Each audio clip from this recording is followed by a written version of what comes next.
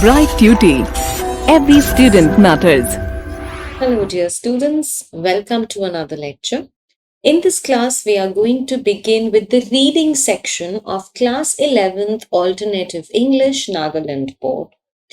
Now, when I talk about the reading section, we all understand that the questions that you shall be getting in your reading section will be based on unseen passage or an unseen poem.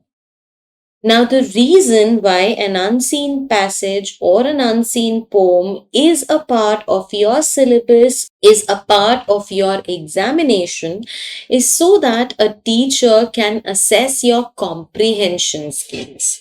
An unseen passage or an unseen poem is given to you in your examination with the sole intention for the teacher to know how well or how good you are at reading and comprehending a piece of information that is unknown to you.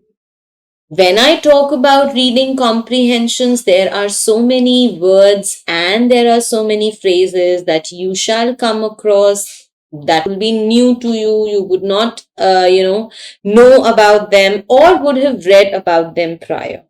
But it is on the basis of how well you read your passage and the contextual meaning that you will be able to draw out of that passage that the teacher will assess you. Now, when I talk about reading comprehension, there are different types of questions that you can expect. You can expect questions wherein you will have to find the answers from the passage. You can have multiple choice questions. You can have fill in the blank questions. You can also have questions which are going to analyze your vocabulary, where you will either be asked to make sentences on the basis of some words or phrases, or even finding out the words that mean the same or the opposite to something which is given in the passage. Now, the most important thing for you to remember is whenever you have to write the question, an answer to some question which is given to you, please do not copy the words, the phrases, the exact sentences from the passage. Because if we copy something which is given exactly in the passage, it does not leave a very good impression on the teacher. So we have to refrain from doing that, and you always have to rewrite those sentences in your own words in order to ensure getting good marks. Now, one more piece of advice that I shall be giving you is that whenever you solve a reading comprehension, always keep a pencil in your hand. Because when you have a pencil in your hand while reading a passage, underline all the important words, all the important sentences, phrases that you come across. Because later on, it is these words or phrases only that will help you to find the answers to a lot of questions in your passage. Also, please remember, adhere to the time limit. You are going to get 10 marks, for your reading comprehension. So you need to devote not more than 15 minutes to your reading comprehension.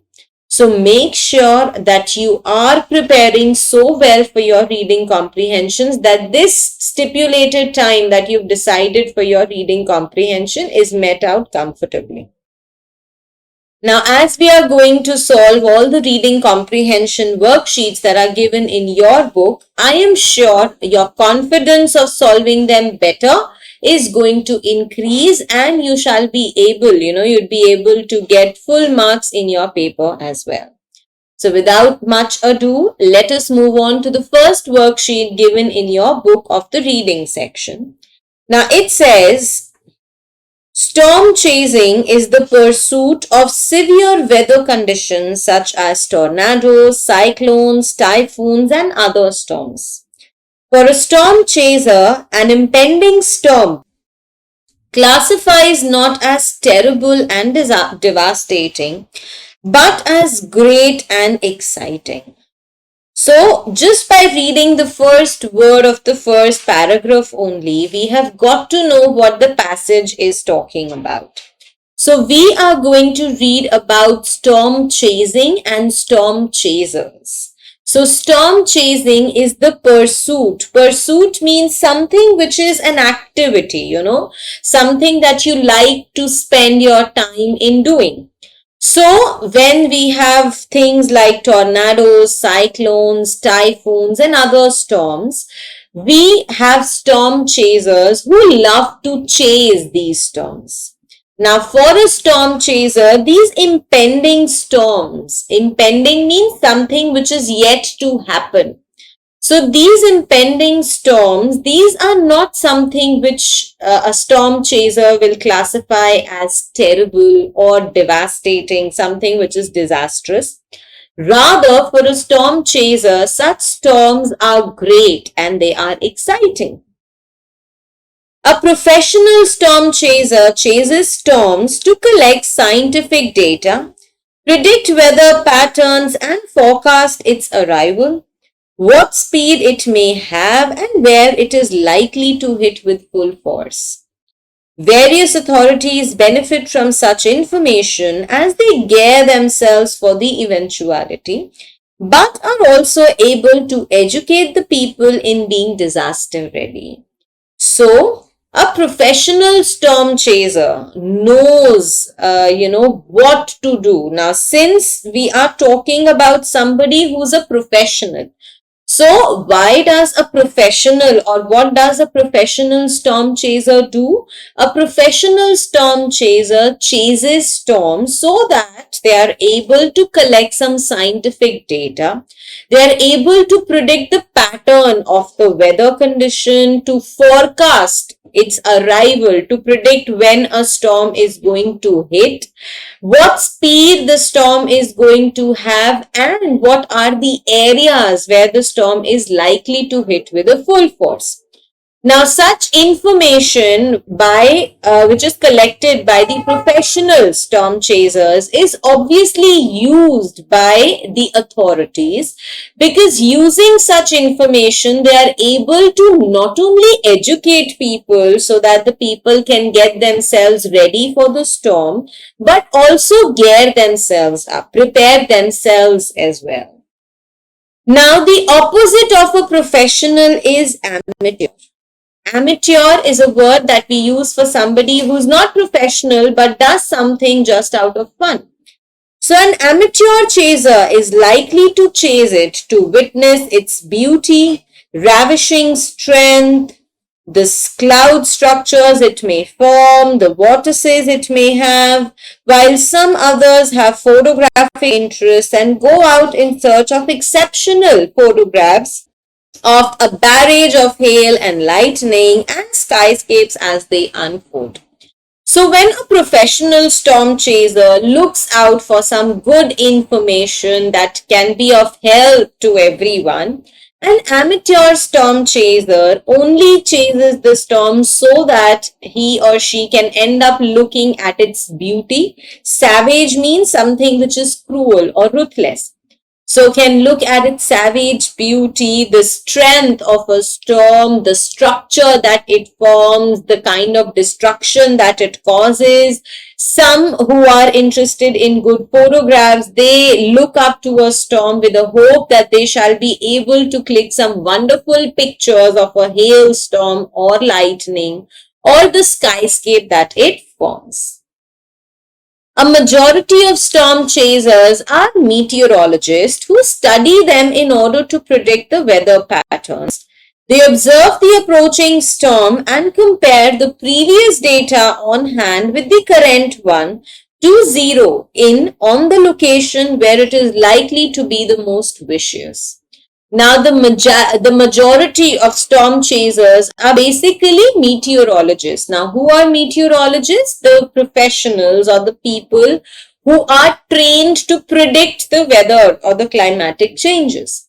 So, majority of storm chasers are basically the meteorologists who study the storm in order to predict the weather patterns, Now they observe the approaching storm, they compare the previous data that they have obtained from some particular region with the current data that they are able to get, and thereby those areas which they consider are the most vicious, which are going to be at the victim end of a storm, they actually warn those areas so that the desired or the necessary, arrangements can be made. No specific degree or certification in formal education is needed. Storm chasers come from a wide variety of occupational and socio-economic backgrounds. The pursuit itself entails driving long distances into witness and document the relatively short time window that active thunderstorms have. A storm chaser can end up empty handed on any particular day without as much as sightseeing one. So, besides the copious driving to, from, and during chases, the chasers oscillate between long waiting and ceaseless actions. So, the writer tells us that if one wants to be a storm chaser, there is no specific degree or certificate or a formal education that is needed. These storm chasers, they can come from various occupations or socio-economic backgrounds. The only pursuit, the only reason why they take up, why they choose to be storm chasers is because of the adventure that is associated with it. The writer tells us that there may be some moments, there may be some days when a storm chaser is driving for long distances in order to witness a storm. And the distance traveled by a storm chaser is too big, but the storm that the storm chaser view was very short. So that does not give them any pleasure. Now there can be a storm chaser who at times returns back empty handed without just, seeing the sight or the pre or the post sight of the storm. So other than the driving, copious is something which is very hard and rough. So other than the long driving that a storm chaser has to take up, the storm chasers actually oscillate. They keep on moving between long waiting hours and ceaseless actions. At times they have to continue to wait and wait and wait, but what they get at the end of it is nothing at all. Whatever their purpose, storm chasers are well equipped with instruments like computers, portable weather stations, GPS, video cameras, anemometers, and cell phones. Data connectivity is a must. So these are all the equipments that a storm chaser must have, and to have a good data connectivity to be in range is important. The inherent dangers involved in pursuing the storm range from lightning, tornadoes, large hail, flooding, hazardous road conditions, animals on the roadway, downed power lines, presence of debris, reduced visibility due to heavy wind-blown rain, blowing dust, and so on. The dangers that are inherent, that come along with chasing storm are many.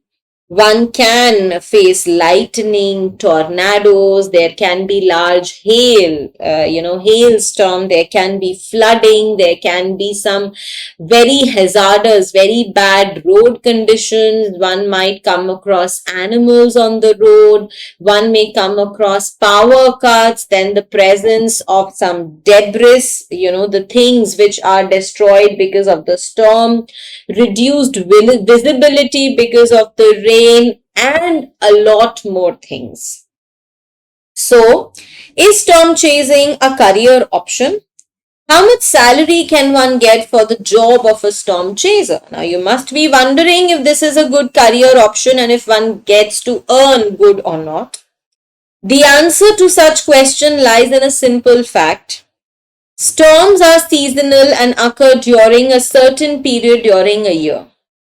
Hence, a job as we think of it cannot be created around it. And since it is not a job, there is no question of a salary. In other words, storm chasing cannot become a person's bread and butter.